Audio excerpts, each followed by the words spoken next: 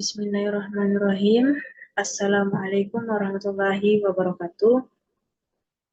Perkenalkan, nama saya Asmaul Huna, kelas D, dengan NIM 210701500059. Baik, di sini saya akan memaparkan hasil kerja saya mengenai tugas psikologi bencana yang bertemakan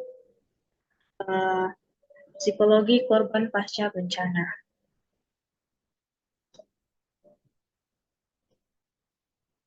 Psikologi korban bencana ini mengacu pada situasi dan pemahaman dampak psikologis yang terjadi pada individu dan komunitas setelah bencana alam atau setelah peristiwa-peristiwa sebelumnya terjadi. Kenapa sih perlu memahami psikologi korban bencana? Ya karena dengan kita memahami psikologis korban bencana, kita dapat membantu mereka untuk pulih lebih cepat, untuk membantu mereka mengurangi dampak jangka panjang yang akan terjadi setelah terjadinya traumatis pasca bencana ini. Nah, untuk memahami psikologis korban bencana, kita bisa memakai kita bisa menerapkan bantuan yang lebih efektif. Nah, dengan memberikan pemahaman bagaimana bencana dapat mempengaruhi kesejahteraan psikologis seseorang, pihak penyelamat dan relawan dapat memberikan bantuan yang lebih efektif dan sesuai dengan kebutuhan si korban. Mengapa demikian? Hal ini dapat membantu mengurangi dampak psikologis negatif jangka panjang pada si korban tadi. Nah, selanjutnya kita dapat menghindari stigma untuk memberikan pemahaman psikologis korban bencana ini.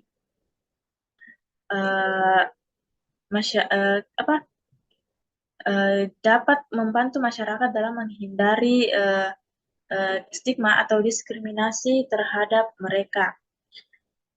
Ya, seringkali bencana itu membuat korban mengalami trauma, kecemasan, atau juga depresi. Dan memahami ini dapat membantu masyarakat lebih empati dan mendukung si korban. Ada juga pencegahan masalah psikologis lanjutan. Bencana dapat meningkatkan risiko masalah psikologis jangka panjang seperti post-traumatic stress disorder atau biasa disingkat sebagai PTSD yang berarti gangguan stres pasca trauma atau depresi. Dengan memahami psikologis si korban bencana ini, kita dapat memberikan sumber daya dan dukungan yang perlu untuk mencegah masalah mereka agar tidak berkembang. Nah, apa sih alasan selanjutnya mengapa kita harus perlu memahami psikologis korban? Itu adalah kita harus mendukung proses pemulihan si korban ini. Dengan memahami bagaimana korban merespon bencana, dapat membantu dalam merancang program pemulihan yang efektif. Pemulihan fisik seringkali berkaitan dengan pemulihan psikologis. Dan keduanya ini juga bisa, keduanya ini harus dipertimbangkan bersama. Oke, kita lanjut.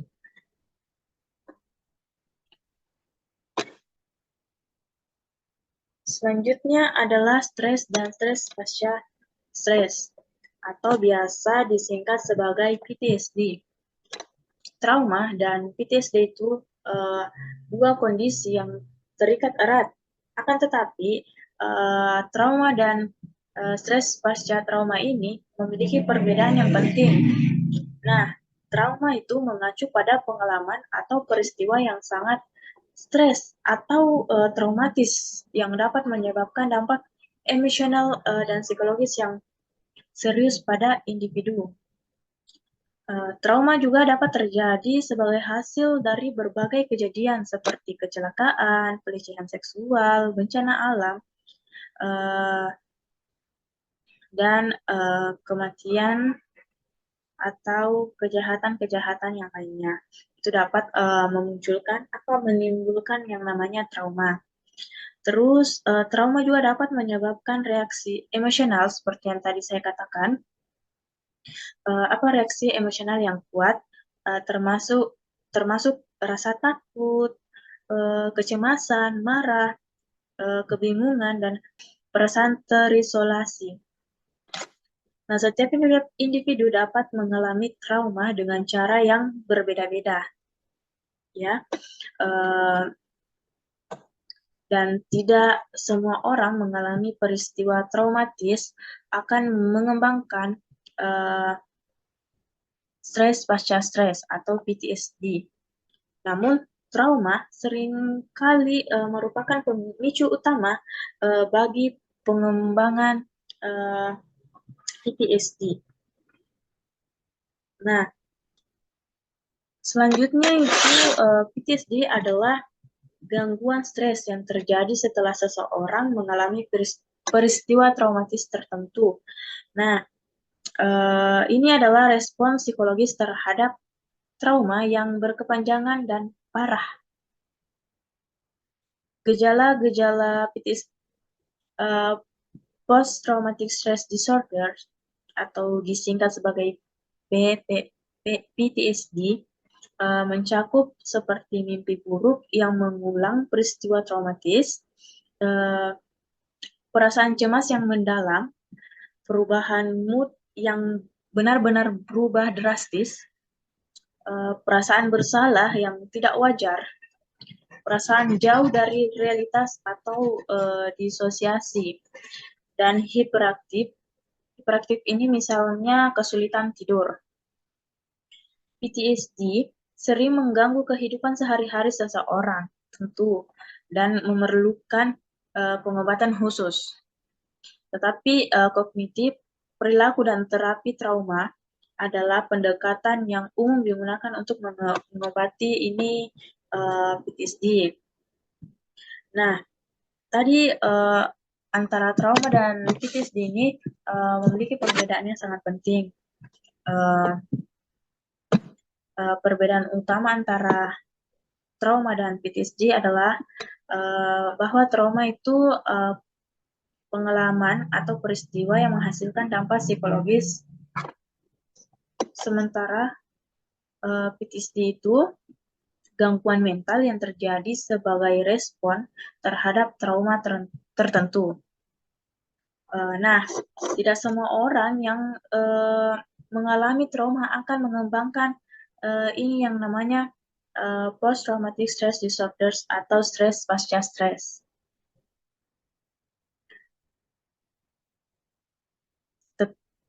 Akan tetapi, pengalaman trauma dapat menjadi faktor risiko. Dia akan menjadi faktor risiko dalam perkembangan gangguan tersebut. Nah, stres pasca stres ini memerlukan diagnosis medis dan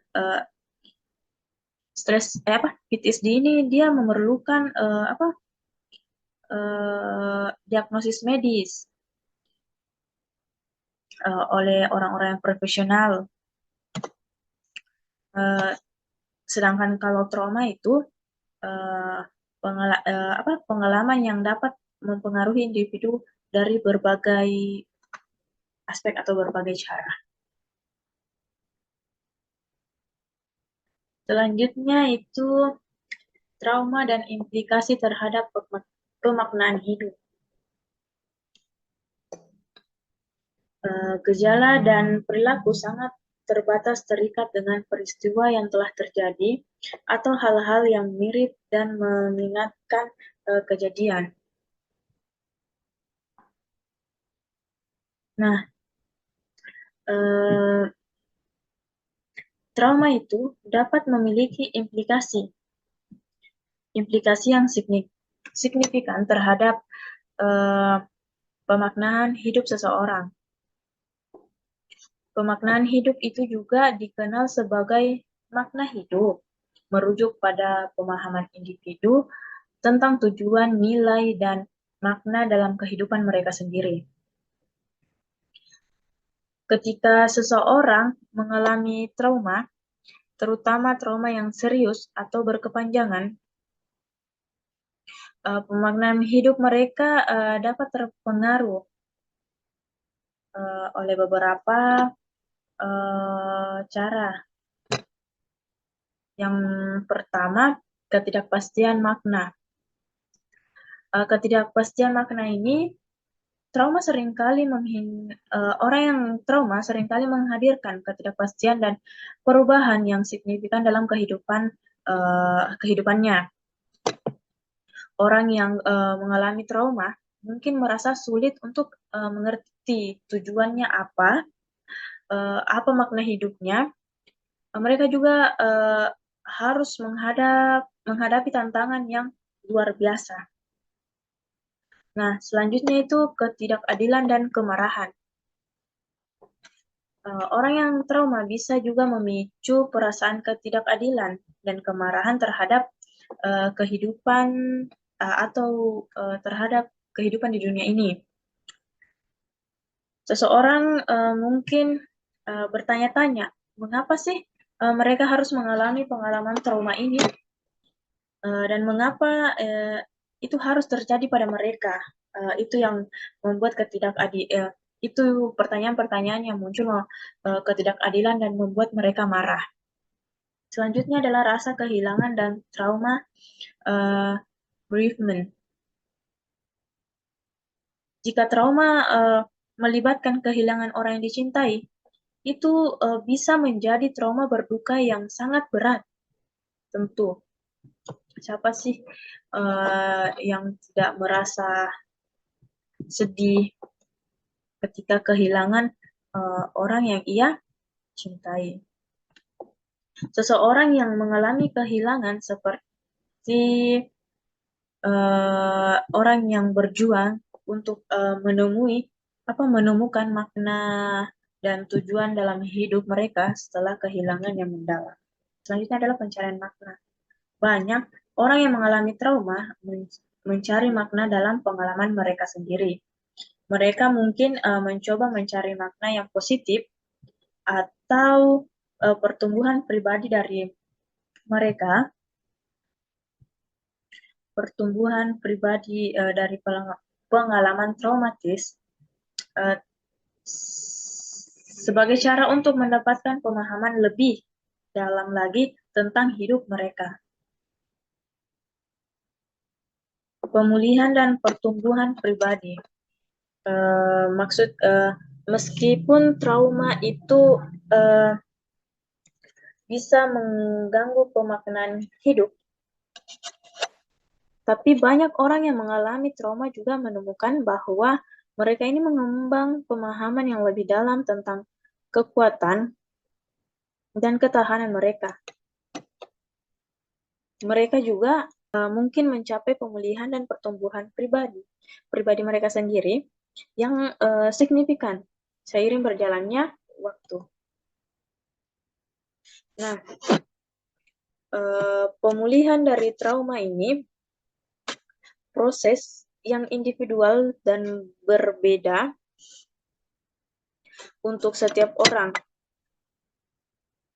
Orang yang trauma pasti memerlukan penanganan oleh pihak profesional, ya, seperti konseling atau terapi. Itu dapat membantu individu atau membantu seseorang mengatasi dampak traumanya. Beberapa kasus keterlibatan dalam beberapa kelompok dukungan itu juga bisa menjadi cara yang bermanfaat untuk berbagai pengalaman dengan orang lain yang telah mengalami trauma serupa. dukungan orang yang sesama mengalami trauma itu juga sangat penting, seperti itu. Selanjutnya itu adalah situasi sangat sulit dan pemaknaan atas hidup.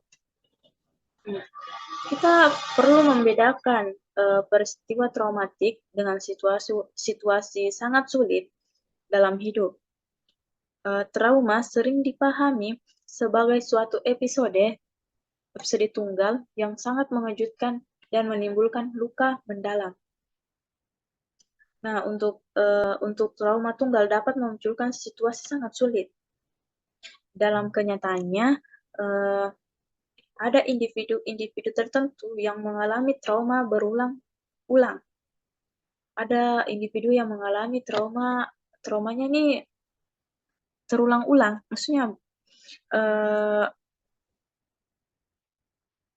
ini seseorang, dia tidak menganggap bahwa dirinya ini trauma. Karena saking seringnya dia mengalami trauma itu, maka dia tidak menganggap bahwa dirinya itu trauma.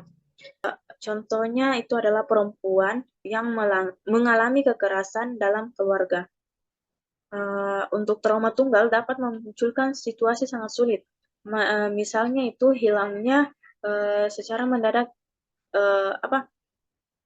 misalnya itu ia kehilangan orang yang ia anggap sebagai tulang punggung keluarganya. Contohnya adalah, mohon maaf, orang tuanya atau bapaknya. Selain ia menyisahkan luka, juga menyebabkan keluarga tidak dapat contoh membiayai hidup, misal anak sekolah, menyekolahkan anak, rumah yang ingin dibayar, membayar hutang, dan lain-lain sebagainya. Selanjutnya adalah trauma situasi sulit dan tingkah laku manusia.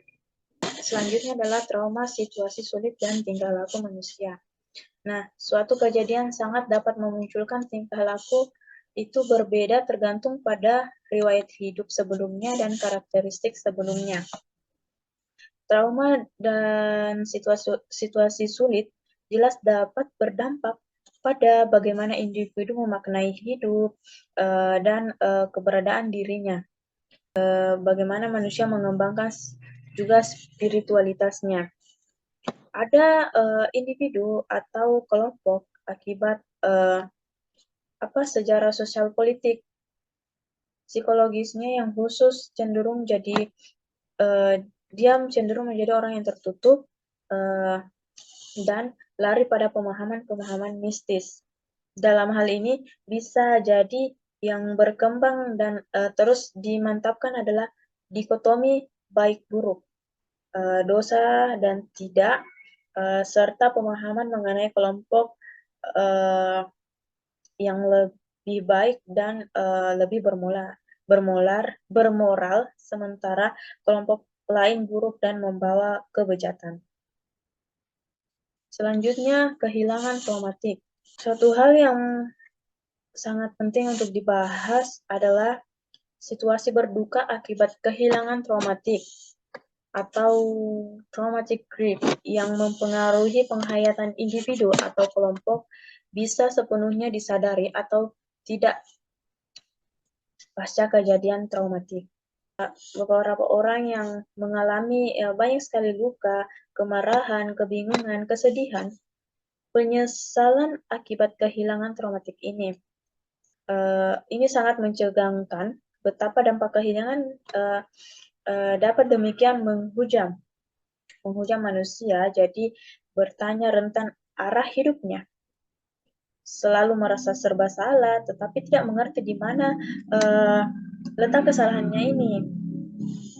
Dia juga terus-menerus berpikir tentang hal yang lalu, sehingga si individu sulit mengambil langkah konstruktif atau langkah untuk maju ke depannya, karena pemikiran-pemikiran yang tadi, yang ia selalu merasa serba salah, terus memikirkan hal-hal yang lampau. Akan tetapi, bila duka akibat kehilangan traumatik ini disadari, kita dapat bekerja lebih mudah mengatasinya.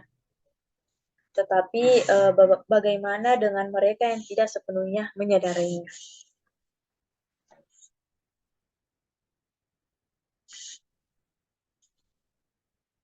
Selanjutnya adalah perempuan dan anak. Dengan adanya diskriminasi berbasis gender, dalam situasi normal, dalam situasi normal saja, perempuan dan anak ini lebih rentan diberi perlakuan diskriminatif dan kekerasan. Bagaimana untuk kedepannya mengenai korban pasca bencana ini? Memang dampak trauma ini demikian dapat demikian luar biasa menghancurkan.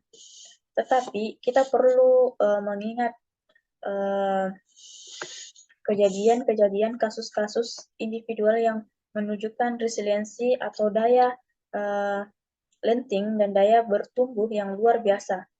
Ada individu yang mengalami berbagai episode traumatik dan situasi-situasi sangat sulit, tetapi tetap bertahan, bahkan tumbuh jadi orang hebat. Mereka memaknai luka yang dialami tidak sebagai hal yang melumpuhkan, melainkan sebagai hal-hal yang membantu mereka bertumbuh. Individu-individu yang berpikir terbuka dan memperoleh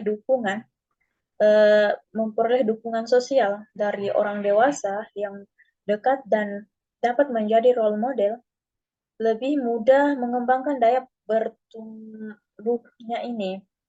Nah, ketika hal itu bisa terjadi pada individu, itu juga bisa dikembangkan untuk terjadi pada kelompok. Mungkin itu saja yang dapat saya sampaikan. Untuk kurang lebihnya mohon dimaafkan. Wabillahi taufiq walhidayah. Wassalamualaikum warahmatullahi wabarakatuh.